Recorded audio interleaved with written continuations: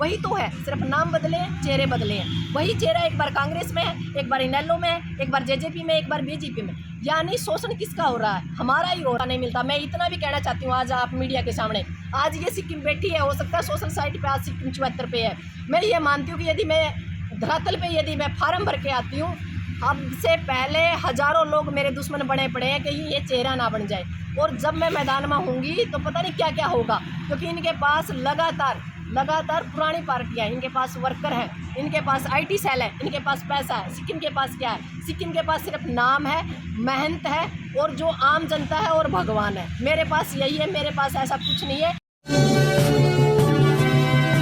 बदलने चाहिए, उसके लिए हमें खुद कुछ करना पड़े या हमें किसी और से कराना पड़े। हाँ, इतना ज़रूर है कि हमारा जो लगातार धरना हम लगाए हुए हैं किसान मजदूर यहाँ उचाना में, अब की बार उचाना की तस्वीर और तकदीर दोनों बदलने का काम ये धरना ज़रूर करेगा। अगर बात करें पहले चौधरी वीरेंद्र सिंह जी, जो यहाँ से हाँ, बहुत पुराने नेता है, हाँ, अपने नेता। पैदाइशी, जी। तो अगर बात करें जो दुष्यंत चौटाला डिप्टी CM बने हैं, लेकिन विकास नहीं हो पाया उचाने का। नहीं, एक तो ऐसे कहता- क्या हुआ कि बड़े बड़े नेता हो चुके लेकिन विकास की कमी यहाँ पर बहुत ज़्यादा है? यहाँ एक कहता है हमारी कर्म भूमि है, एक कहता है हमारी जन्मभूमि है, जबकि काम के नाम पे यहाँ जीरो है, विकास के नाम पे जीरो है। बड़े बड़े ढकोसले किए जाते हैं और उसके बाद बयानबाजी होती है कि हज़ारों लाखों करोड़ों का हमने काम किया, हमें तो कहीं दिखाई नहीं दे रहा, ना आम जनता को दिखाई दे रहा। और सबसे बड़ी बात है कि हम लगातार 10 महीनों से यहाँ मेहनत कर रहे हैं। एक बार भी MP साहब ने या MLA साहब ने यहाँ आके एक बार भी हमसे ये नहीं पूछा कि क्या समस्या और इसको कैसे दूर किया जाए, जबकि वोट तो लोगों ने उनको दिए हैं, पर लड़ आम जनता रही है। तो यदि जनता ये चाहेगी कि हाँ कोई किसान इस मैदान से हो तो एक अच्छा और यहाँ से एक फैसला लिया जाएगा। ऐसा नहीं है कि भी सिक्किम में ऐसे ही मैदान में उतरेगी, यहाँ से एक फैसला लिया जाएगा कि किसको प्रमोट किया जाए, जिसको जनता पसंद करेगी, जनता की जो पहली पसंद होगी उसको हम आगे करने का काम करेंगे। दूसरी बात, इसमें जो सर्वे हुआ इसमें सिर्फ महिलाओं में प्राथमिकता दिखाई गई थी, उसमें महिलाओं में मैं पहली पसंद हूँ। तो मैं चाहूँगी यहाँ से बहुत से पुरुष भी हैं जो मैदान में मेहनत कर रहे हैं, अलग अलग पार्टियों से भी है। पर मेरा एक निजी सुझाव है, कोई भी यदि अब सर्वे करे तो किसी पार्टी को पीछे ना लगा के सिर्फ उस आदमी को जज किया जाए जिसको हम कैंडिडेट के रूप में देखना चाहते हैं। भी उस इंसान के अंदर कितनी की इंसानियत है, उसके अंदर कितनी काबिलियत है और वो क्या बदलाव कर सकता है और क्या बदलाव नहीं कर सकता, इसके ऊपर एक सर्वे हो।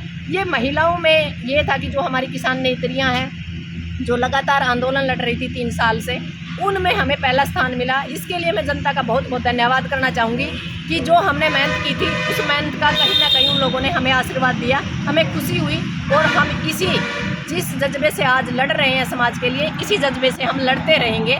और मैं चाहूँगी कि आने वाले टाइम में जो हमारे पुरुष कैंडिडेट हैं उनके साथ भी यदि ये लगता है कि सिक्किम को कैंडिडेट बनाया जाए तो उसके साथ भी इस चीज़ को मैच किया जाए। और जबकि आप लोगों को पता है सोशल साइट पे आज के टाइम हमारे 80% लोग हैं।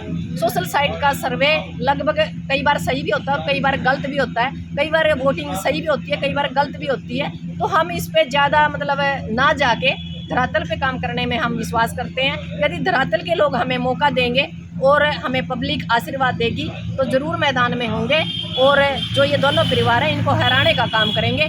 इसी वजह से ये लोग, आप लोगों को पता है, एक दूसरे के प्रति कमेंट करते हैं जबकि अंदर खाते दोनों एक है। ये नहीं चाहते कोई तीसरा चेहरा उचाना से ये कन्फर्म हो कि ये तीसरा चेहरा आएगा।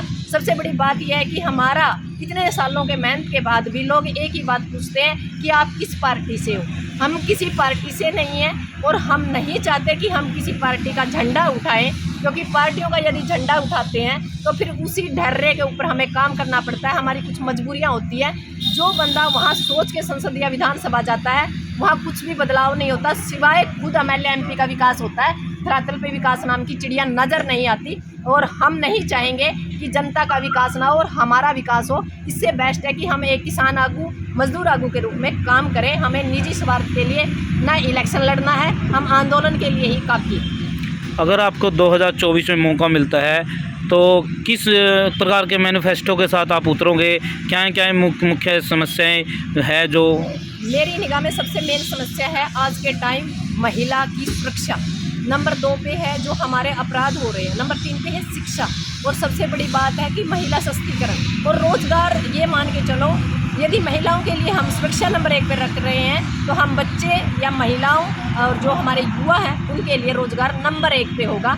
चाहे वो यही बात है कि छोटी छोटी फैक्ट्रियाँ हो, छोटे छोटे रोज़गार हो, जो हमारे किसान और मजदूर लगातार खेत में पैदा तो करते हैं पर पैकिंग करना नहीं सीखे हैं। हम चाहेंगे कि छोटा छोटा जो हम पैदा करते हैं उसको हम व्यापार के रूप में कैसे यानी बाज़ार में लेके आएँ। जो हमारे किसान मजदूर हैं उनको हम व्यापारी बनाना चाहते हैं। हम नहीं चाहते हमारे किसान और मजदूर ऐसे ही सड़कों पे लड़ते रहे और ऐसे ही मरते रहे और वो लगातार कर्ज के नीचे दबते रहे और हमेशा व्यापारी की तरफ मुंह की तरफ वो देखते रहे, बैंकों की तरफ देखते रहे, सरकारों की तरफ देखते रहे। आप लोगों को पता है कि सरकार तो निकम्मी है, साथ में भगवान की वजह से भी कहीं ना कहीं ओलावृष्टि है, कहीं सुंडी है, कहीं सूखा है, कहीं बाढ़ है। तो हम किसानों की जो हालात है इसके ऊपर हमारी प्राथमिकता रहेगी, किसान और मजदूर। यानी जिन चीज़ों को मैं महसूस कर रही हूँ इन 3 सालों में, उनके ऊपर हर चीज़ के ऊपर बिल्कुल जड़ से काम करने का काम करेंगे और कोशिश करेंगे कि ये जो हालात है ये बदले। मेरा मकसद हंगामा खड़ा करना नहीं, सूरत हालात बदलने चाहिए। खुद को बदलना पड़े या दूसरे के लिए रास्ता छोड़ना पड़े, हम हर चीज़ के लिए तैयार बैठे। तो जैसे जी अगर बात करें दुष्यंत चौटाला की, किसानों के देवीलाल का रूप माना जाता है, लेकिन जब बीजेपी में वो गए थे कहीं ना कहीं उस पर एक विश्वास उठ गया था। तो क्या लगता है अब ये किसानों के बीच से अगर आपको एक मौका दिया जाता है तो क्या अगर आपको मतलब मौका दिया जाता है तो क्या आप भी किसी पार्टी या मतलब बीजेपी की ओर आप समर्थन कर सकते हैं? मेरी बात ये है कि हालात क्या होते हैं, वक्त क्या होता है, वक्त सबसे बड़ा बलवान होता है। हाँ, मैं इतना ज़रूर कह सकती हूँ, जेजेपी बीजेपी के साथ कभी भी ज़िंदगी में कभी कोई गठबंधन नहीं होगा, कभी मेरी वोटिंग नहीं होगी। दूसरी बात, जो ये परिवार है हमने खुद दुष्यंत साहब को खूब प्रमोट किया है, उनके साथ हमने काम किया। हल्का आपको तो सरकार नाम से नफरत थी, आप क्यों फीलिंग्स लेने लगे हैं? नेता नेत्रियाँ चुनाव इनकी मौका मिलेगा तो जाएंगे। वजह है ना, वो किसान वही किसान है ना आज भी जिनको सरकार नाम से नफरत थी। नहीं, मेरी बात सुनो, हम वही किसान है पर नफरत हमें समझ में आई है ये चीज़ें। नहीं, इसका मतलब सीमा बद्दवाड़ा वो ठीक है, उन्होंने बोला किसान ड्रामेबाज है, वो ठीक है। इसका मतलब ये बकवास है जो सीमा बद्दवाड़ा ने कहा।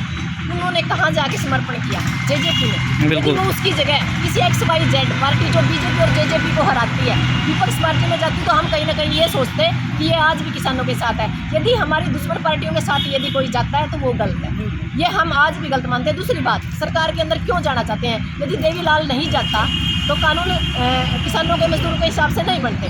सर छोटू राम नहीं जाता तो कानून हमारे हिसाब से नहीं बनते।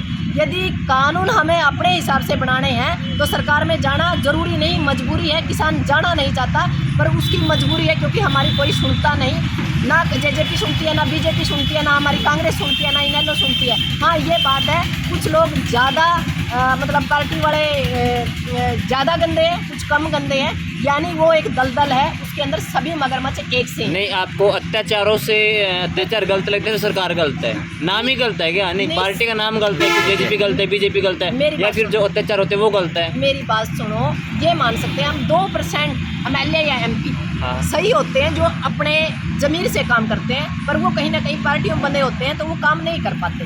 तो आज भी यही बात है कि मैं तो ये चाहती हूँ कि सारी पार्टियाँ घर बैठ जाएं और जितनी भी सीटें हैं हरियाणा की सारी निर्दलीय हों, ताकि निर्दलीय सरकार आए और अपने हल्के की जो समस्याएं हैं, वहाँ के जो विधायक हैं उन पर काम कर पाए। हम ये चाहते हैं जो 75 साल से लगातार पार्टियां हमारा शोषण कर रही है, वो पार्टियां अब की बार 5 साल के लिए इस हरियाणा को खाली छोड़ दें और निर्दलीय विधायक जीत के विधानसभा जाएं और अपने हल्के का विकास कराने का काम करें। हमारी तो ये सोच है, हमें पार्टियों से नहीं नफरत। पार्टियां क्या है? वही तो है, सिर्फ नाम बदले हैं, चेहरे बदले हैं। वही चेहरा एक बार कांग्रेस में है, एक बार इनेलो में है, एक बार जेजेपी में, एक बार बीजेपी में।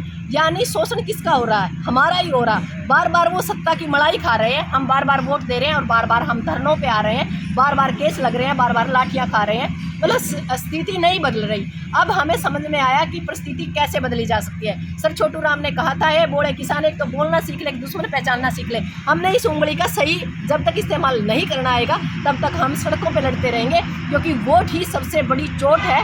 और जब तक वहाँ हमारे नुमाइंदे असली मायने में जो असली दिल से नुमाइंदे हैं उनको मौका नहीं मिलता। मैं इतना भी कहना चाहती हूँ, आज आप मीडिया के सामने, आज ये सिक्किम बैठी है, हो सकता है सोशल साइट पे आज सिक्किम 74 पे है। मैं ये मानती हूँ कि यदि मैं धरातल पे यदि मैं फार्म भर के आती हूँ, हमसे पहले हज़ारों लोग मेरे दुश्मन बने पड़े हैं, कहीं ये चेहरा ना बन जाए। और जब मैं मैदान में होंगी तो पता नहीं क्या क्या होगा, क्योंकि इनके पास लगातार पुरानी पार्टियां हैं, इनके पास वर्कर हैं, इनके पास IT सेल है, इनके पास पैसा है। सिक्किम के पास क्या है? सिक्किम के पास सिर्फ नाम है, मेहनत है और जो आम जनता है और भगवान है। मेरे पास यही है, मेरे पास ऐसा कुछ नहीं है कि मैं इनको मात दे पाऊँ। मैं ये नहीं कह सकती, मैं पैसे के मामले में इनको मात नहीं दे सकती। हाँ, मैं ईमानदारी के मामले में इनको मात दे सकती हूँ।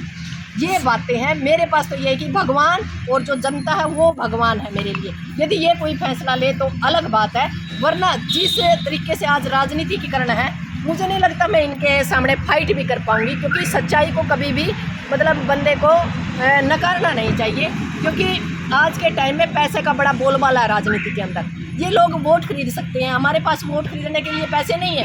यदि जनता ये कहे कि हम नोट भी देंगे, सपोर्ट भी देंगे और आपको ताकत देंगे, आप हमारी आवाज़ विधानसभा या संसद के अंदर उठाइए, तब कुछ हो सकता है। जब तक जनता का माइंड नहीं बदलेगा तब तक कुछ नहीं बदल सकता।